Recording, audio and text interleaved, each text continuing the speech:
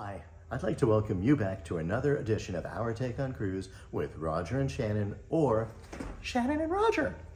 My name is Roger Blum with Cruise and Port Advisors, and as you've probably guessed, it's a split edition. Shannon's going to be with us in a few minutes, and she'll fill us in on her adventures. In the meantime, I am just a few miles away from my wife Marie's hometown and her birthplace, Brackley, Northamptonshire, England. So you might be wondering, well, that's cool, but what does this have to do about cruising? Well, actually, for a couple of reasons, this has to do with cruising. First of all, my wife and I are a shipboard romance. Everything about us has to do with cruising. That's why we're here today. But the other reason is, it got me thinking about partnerships between cruise lines and the cruise industry and other activities that the traveling public and the general public are into. One of them is Formula One. MSC has a worldwide partnership with Formula One, and Brackley, where my wife grew up, is the home of Petronas. So most of you probably know Petronas was the home of Lewis Hamilton's racing team. Lewis has now moved on, but that is such a big thing there. And just a few miles down the road is where we are right now, and that's at the Silverstone racetrack. So for you Formula One fanatics, you definitely have heard of Silverstone. So I am right by the right above the finish line of Silverstone. Perfect place. These partnerships are a big deal now for the cruise lines. So Silverstone and Formula One for MSC. MSC also has partnerships with some soccer, or for those of you who might call it football teams, even here in the UK and France, in Italy.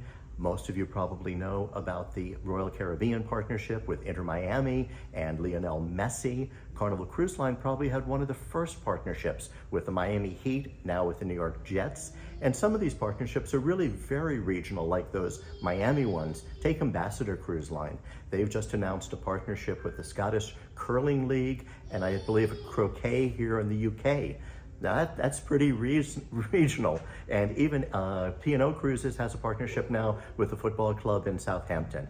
So as cruising has become more mainstream, their partnership with the other mainstream activities and things that people enjoy are getting more and more important. So I'm gonna sit and look out the window and pretend the races are going on. Shannon, what are you up to?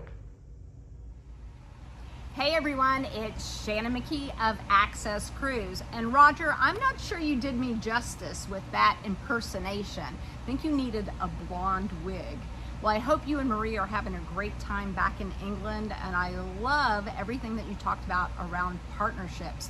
The cruise industry certainly has created a lot of great partnerships over time. But what I wanted to talk about this week was Jacksonville, Florida. For those of you that have not been to Jacksonville, it's a beautiful city, a beautiful port city in the state of Florida. And I was up there for soccer. As I joke, it's my second job, right? Or football for all of my European friends. We were up there for the weekend, a beautiful city, and it's a big port city for Carnival Cruise Line. In fact, that is one of their big home ports, and it got me thinking about the home ports in Florida, and we have a lot of them. In fact, we have Jacksonville, we have West Palm Beach. Of course, Port Canaveral's one of the largest, if not the largest in the world, going back and forth between Port Miami and Port Canaveral. Of course, there is Port Everglades out there and Port of Tampa too, plus lots of niche ports for some of the smaller cruise lines that are coming through, including American Cruise Line that makes some stops over on the West Coast, on the Gulf Coast. But all of this capacity, a lot of this capacity is going into the Bahamas and into the Caribbean, which is about 40% of the cruise capacity going into the Caribbean marketplace.